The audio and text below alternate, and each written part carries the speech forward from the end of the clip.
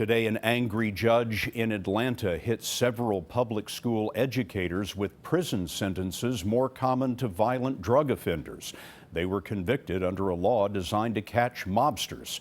Their crime was a conspiracy to fake test scores to make themselves and their schools look successful. Here's Jericka Duncan. This thing was pervasive.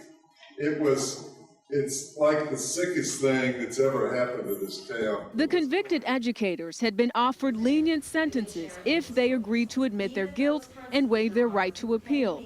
Judge Jerry Baxter became angry when most refused.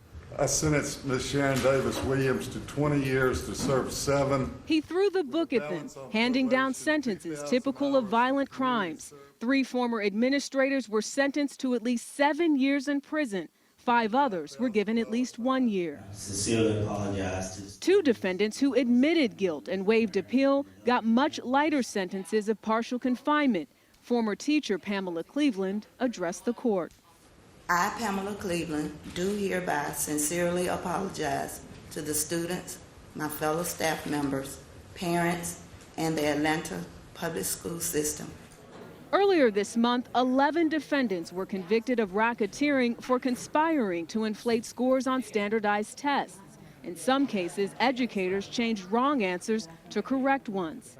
Fulton County District Attorney Paul Howard said he hopes this case sends a message. That cheating on a standardized test is wrong because it's harmful, and something ought to be done to make sure it doesn't happen again.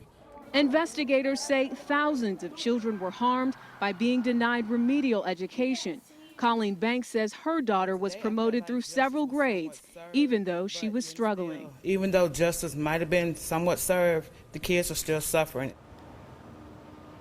Another defendant who was not in court today because she just gave birth faces up to 20 years in prison. She will be sentenced at a later date. Scott, as for the former educators who decided not to take plea deals, they now have the option of appealing their convictions. Jericka, thank you.